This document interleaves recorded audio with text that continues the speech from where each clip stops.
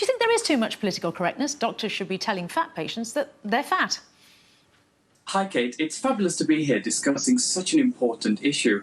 But to be blunt with you, no, I don't think that's the case. You know, the idea that obesity is precipitated by healthcare professionals that aren't having frank and open conversations with their patients, I think is simply incorrect. And I think it's a case of political blame shifting away from government, away from policymakers, onto healthcare professionals. It's literally just kicking around the ball of responsibility.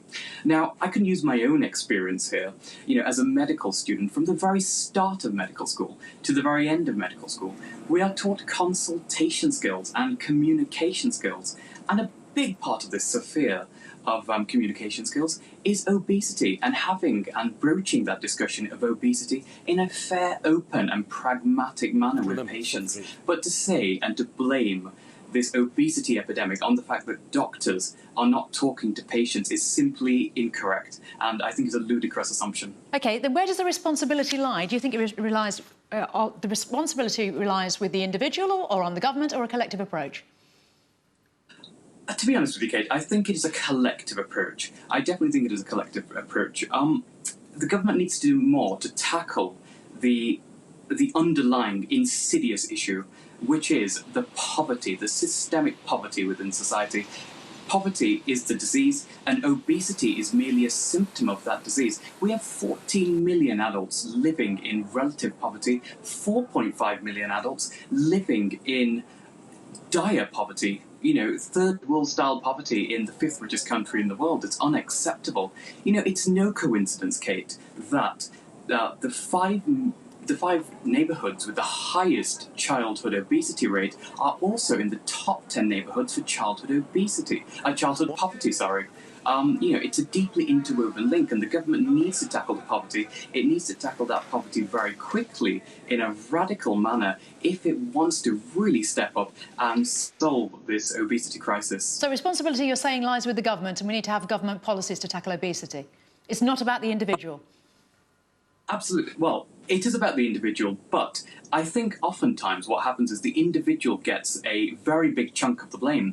You know, I think government works on this assumption that the individual chooses somehow innately chooses to make unhealthy lifestyle choices. That is simply and utterly not the case.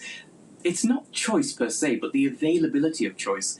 It seems to me, and backed by the evidence as well, that healthy lifestyle choices, healthy food choices are a commodity, and there's a level of food exclusivity in the UK. And I'll give you an example, actually.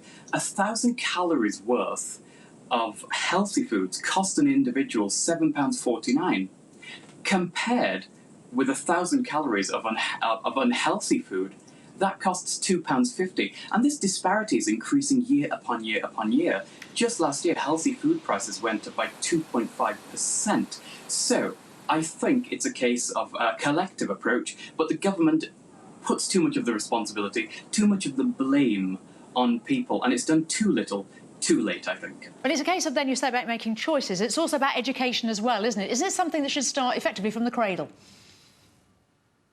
I believe so. I think a part of it is, you know, making healthy lifestyle choices and having those choices available to you, made available by the government by, you know, I've discussed food subsidy programs in the past that seem to be very efficacious, but also I think there is an educational component to it as well. There certainly does education status does certainly seem to be correlated with obesity levels. But the problem is, where do you go? We have an NHS that has been completely bled dry in the last 10 years, chronically underfunded. We have a shortage of 9,000 GPs, for crying out loud. And out of all the developed world, in the UK, GPs have the shortest consultation time.